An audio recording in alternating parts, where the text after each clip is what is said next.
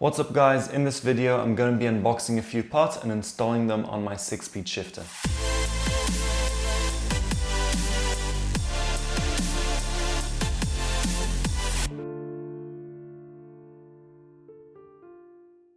So, I'm going to install an STI 6-speed gearbox on my GC8, but before that I've got a few parts I want to install on my shifter.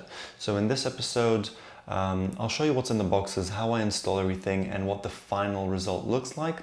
Next episode we'll do the gearbox, rear diff, axles, knuckles, brakes, etc.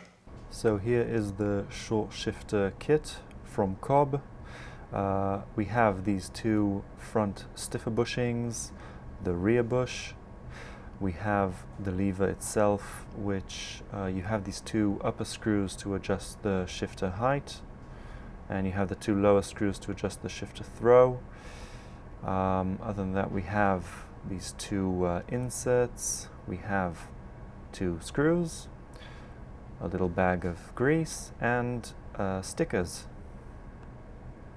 Next, we have this reverse lockout from Raceseng. Comes with a sticker. You have this aluminium piece that comes with the pin for the reverse cable and the logo, and you have the base itself, which is also from aluminium, and it comes with two screws, and that's all you get in the box. Next we have a solid shifter linkage. I found that while you're in gear there's quite a bit of play in the lever itself. This is supposed to eliminate that. This piece is from Torque Solutions. Nothing to do with the shifter, but here is the STI Group N lower transmission mount. This is the STI 6-speed shifter knob I decided to go for. It's from like an S207, I believe, or some other special edition that they have only in Japan. I'm not entirely sure what it came off of, but what I liked about it is that it's black, comes with the pink STI logo on it. It's leather, has a bit of weight to it, and I like the look of it, and that's what I decided to go for. So now I'll show you where everything goes. Here we have the solid shifter linkage, which replaces the stock linkage. Here we have the front bushings, that's where they go. Here we have the rear bush, which goes over there.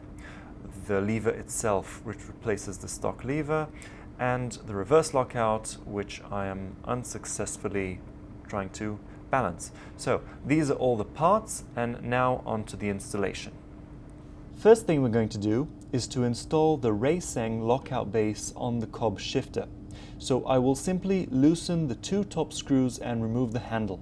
Next, I will undo the two screws on the bottom side of the lockout base. Now I will connect the lockout base to the handle with the same two screws.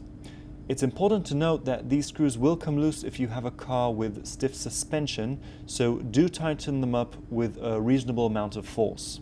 Now, I'll reassemble the shifter and temporarily tighten the two top screws, as we will be adjusting the final height later. Next, we will remove the factory lever from the shifter assembly.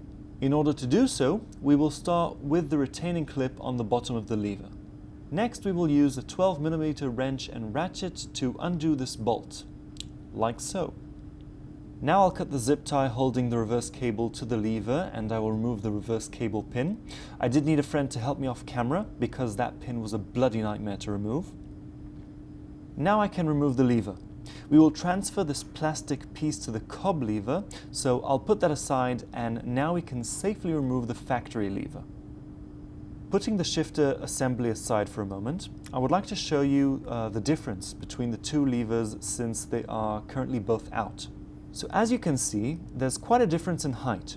You can see the throw is much shorter and will need adjusting to fit, but we will do all the fine-tuning once the shifter and gearbox are all installed on the car. You can also see the difference in the handle height, which we will also need to adjust once installed on the car, because if you leave the handle too low, there will be some slack in the reverse cable which could rub against the drive shaft, and that is something we do not want. Now I will remove the lever bushings and pin. We will put the bushings in the Cobb inserts that came with the kit, insert the bushings in the Cobb lever, and insert the pin.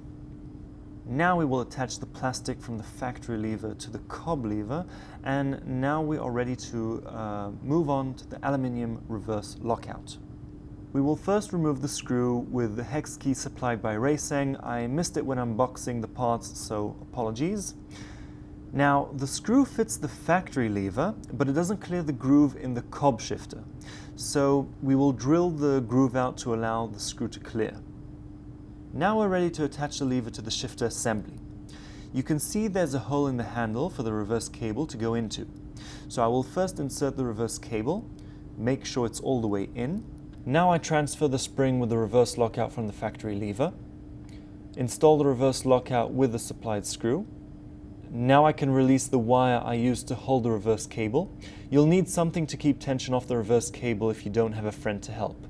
Insert lever base, line up bushings, reinstall the bolt, tighten it up, and my favorite part, reinstalling the retaining clip. I say my favorite part because it was bloody annoying, but after a number of attempts and a lot of frustration, it was finally in. Now that we are done with the lever and we can see that everything works smoothly, we can move on to the front bushings. So remove the factory bush, which is a one piece. Apply grease to the two new bushings and new pin. Insert the bushings first and add the pin at the end, otherwise you'll have a very difficult time. Ask me how I know. Wipe all the excess grease off so it's all nice and clean. And last but not least, the Torque Solutions solid shifter linkage. So we use a 14mm wrench and ratchet to undo the factory bolt and nut. When removing the factory linkage, make sure you're installing the new linkage in the proper orientation, since the linkage has an offset, it's not symmetrical. The nut and bolt supplied by Torque Solutions is a 13mm, so we will tighten that up. Now if you do it up too tight, the linkage won't have play.